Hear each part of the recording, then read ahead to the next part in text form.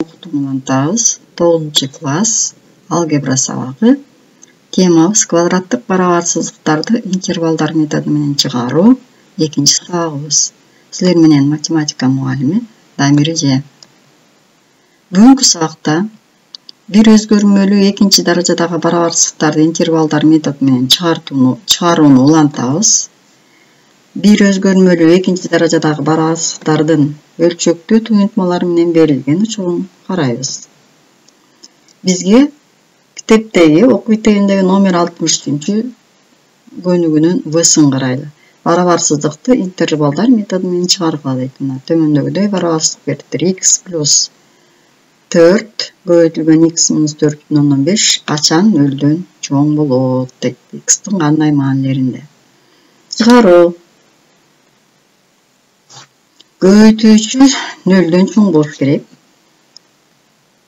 Аны биз функция катары карайбыз. F от x барабар x плюс 4 көбөйтүлгөн x минус 4,15 деп алып туруп, анан кийин мунун нөлдөрүн табабыз. Нөлдөрү x биринчи барабар минус 4-кө, x экинчи барабар 4,15-ке болот.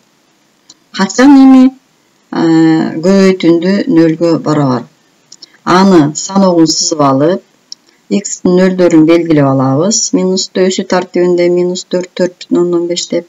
Анан кийин интервалдарга бөлөбүз. Мына минус x'тен минус 4-кө чейин 4 кирбейт. Биякта так барабарсыздык берилген. Андан минус 4-төн 4 плюс 4,15-ке чейин 4,15 дагы кирбейт. Так барабарсыздыкты чыгарып атабыз. Анан 4,15-тен плюс x'ке чейин.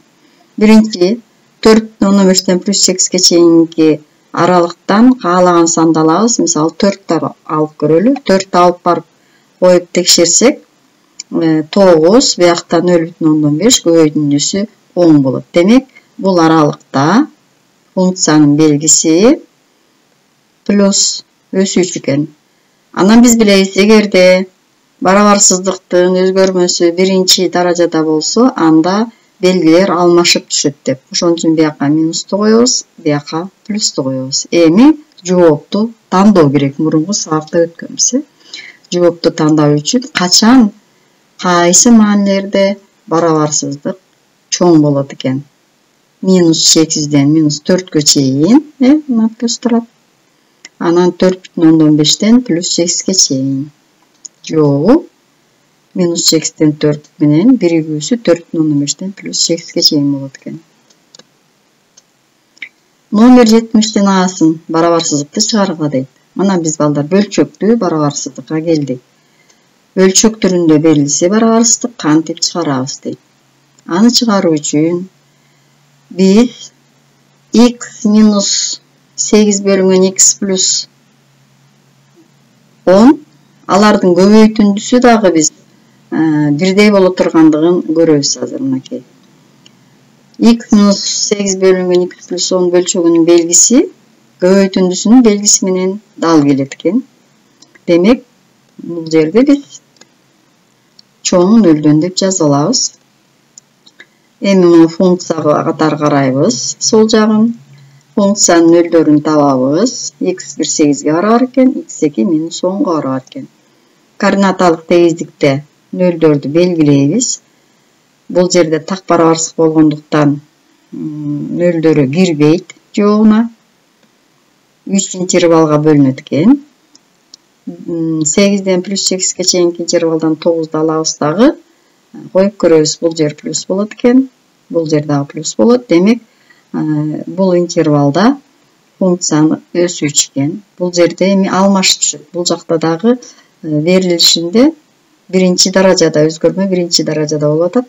Көбөйтүүчүлөрдүн даражасы буякта плюс болот. Бизге эмне керек? Дагы эле оң маанилери керек. Анда жообу минус 8-ден минус 10-га чейин, плюс 8-ден плюс 8-ке чейин болот экен.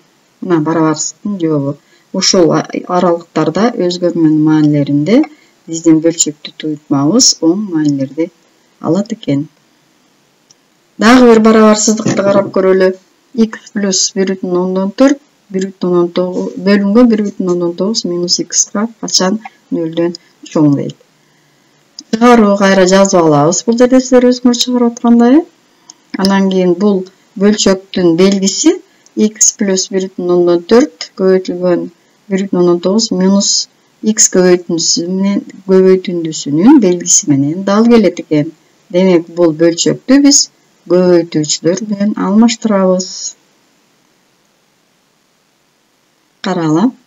Эми бул жерде бизге барабарсыздарды чыгарып атканда дайыма ал барабарсыздыкты төмөндөгүдөй жазып алуу бизге барабарсыз чыгарууга ыңгайлуу болот. Демек биз x менен 1,9-дун ордун алмашалы. Экөөнүн ордун алмаша турган болсок, анда бул жакта минусту кашаан сыртына чыгарып жиберсек, андан кийин өзгөрмөнүн астындагы минустан кутулуш үчүн аны минус 1ге көбөйтүп жиберсек, анда эмне болот? Барабарсыздыктар чыгаруунун теоремалары бар болчу да, же болбосо касиеттери. Эгерде биз барабарсыздыктын эки жагын тең терс санга бөлүп же көбөйтүп жиберсек, анда барабарсыздыктын белгиси карама каршысына өзгөрөт деген теорема бар. Ошонун негизинде минус 1ге көбөйтүп жибергөндө бул чоң деген белги кичине деген белгиге алмашып кетет. Эми муну функция катары карап туруп нөлдөрүн таап коебуз. Минус 1,9 анан плюс 1,9 болот. Координаталык тегиздик сызалы. Бул тегиздиктер кирбейт нөлдөрү жоопко. Интервал 3 бөлүккө бөлүндү. Эми бул жакта маанини 3 деген санды алып туруп текшерип көрөбүз. Эмне болот экен? 3 алсак плюс болот экен. Биринчи даражада көбөйтүүчүлөр, демек белгилер алмашып жүрөт, андан кийин минус болот, андан кийин кайра плюс болот. Бул жердеги белгини алып да текшерип көрсөңөр болот. Мисалы үчүн булардын ортосунда 1 турат, 1ди койсоңор да биякта минус чыгып атат дагы, белгиси минус болот. Алып текшерип алган оңой эле. Эми карайлы. Плюс болду. Минус. Бизге кайсыл эмеси керек? Жообу керек. Качан бул жерде минус болот, качан нөлдөн чоң болот деп атат, Жообу деген карама каршы болуп калды. Бул жакта биз бул белгини алып койсок, биякта минус болуп атат да, бул жакта плюс болуш керек. Ошон үчүн биз оң болгондорун албай, терс болгондогусун алсак туура болот. Анткени мына мисалы үчүн ортосунан бир санды алалы дагы, бияка 1ди коюп көрсөк, плюс оң болот. Бул жердеги белгинин тескерисин алдык да.